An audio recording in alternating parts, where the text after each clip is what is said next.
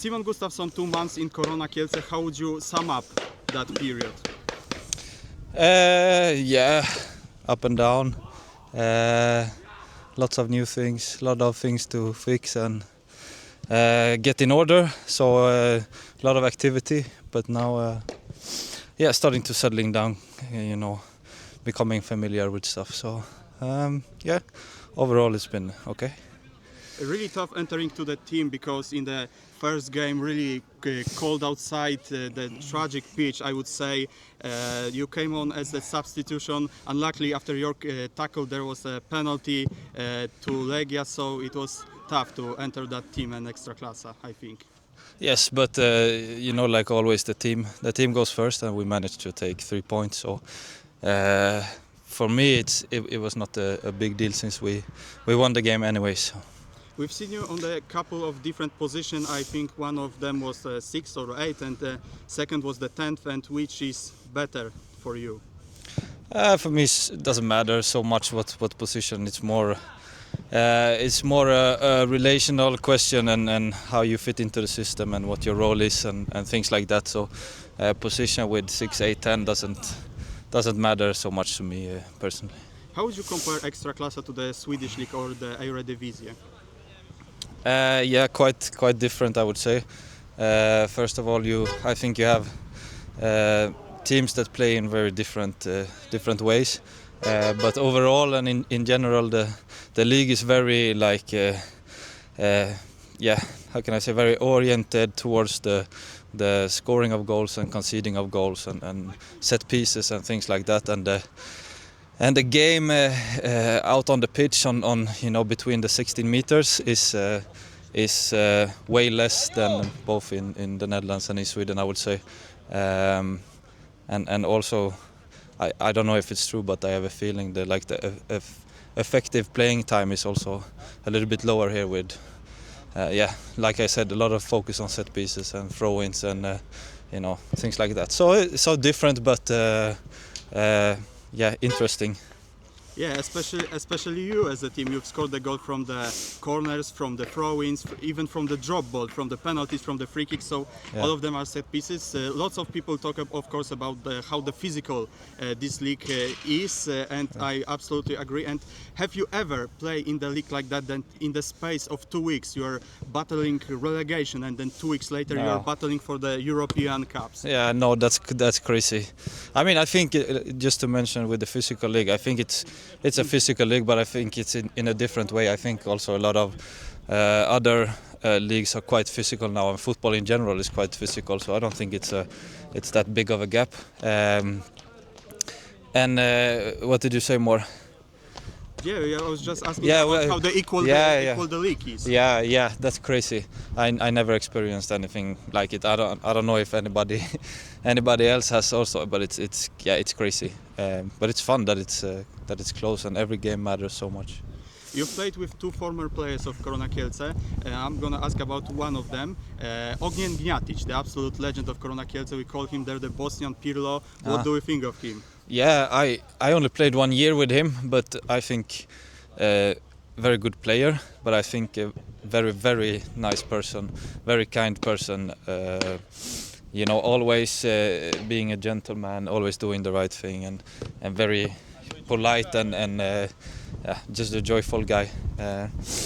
And as a player, also really nice to play with. You know, I can understand the nickname. So. And the second of them, you're maybe gonna have the privilege to play against him in that round. So Adrian Dalmau. Yeah. Yeah, it's more. If you compare these guys, it's more fire in Dalmau, I would say. Classic for me, Spanish blood, you know, with a lot of feelings and high highs and low lows, but also very kind and very nice guy. I had a great experience with him.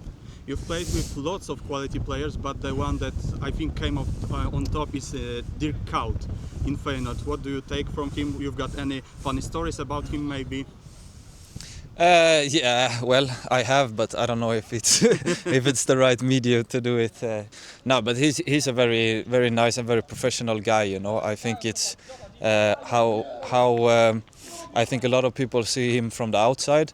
You know, this hardworking, very professional. You know, stable, guy. I think it's the same when you when you know him personally and play with him. You know, he was very professional and very efficient in taking care of all details and from himself to the collective parts with leadership and everything like that. So it was also a good experience. Yeah.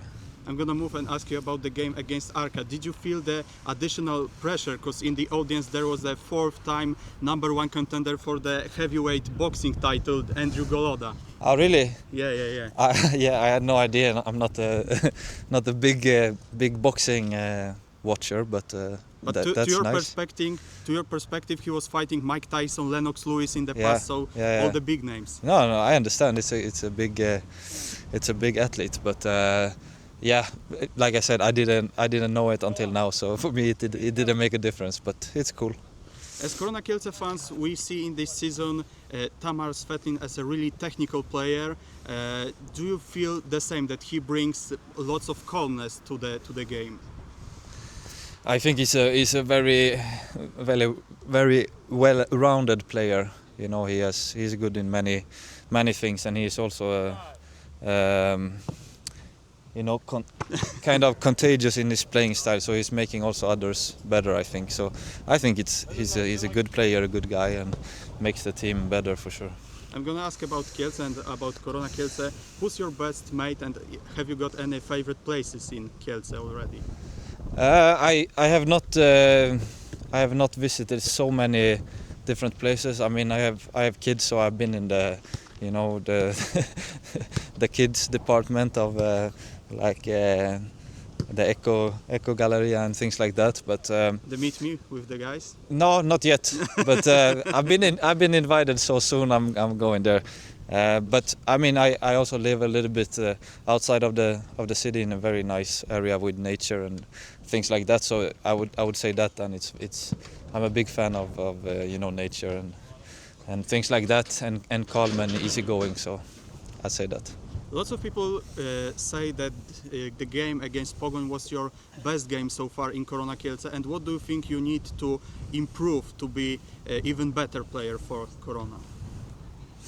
Yeah, it's a good question, and I try to not give too long of an answer. But I think for me, it's first of all with the individual part of getting comfortable, getting in good shape, getting into the team in different ways and get to know everything. That's one part, and then there is some other things that doesn't only involve myself, so to speak. But there's a lot of things that we need to work on and are working on. So. And I'm going to ask you the last question. Of course, we are in the international break. There is a possibility then in the final, Poland going to face Sweden. And what's your prediction for that game? Yeah, my prediction happens, prediction is that Poland's going to win. But I'm not Really? I'm not a big watcher of national teams and not watching so much football anymore. I watched so much football in my life, so I'm not like updated with that. But I think Poland has a good chance. Yeah.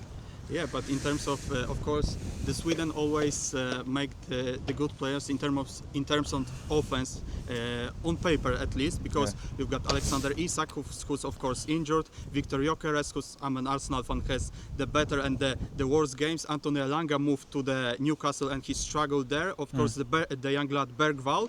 So there are lots of question marks in terms of the Sweden national team. Yeah, I mean that's also the thing, you know.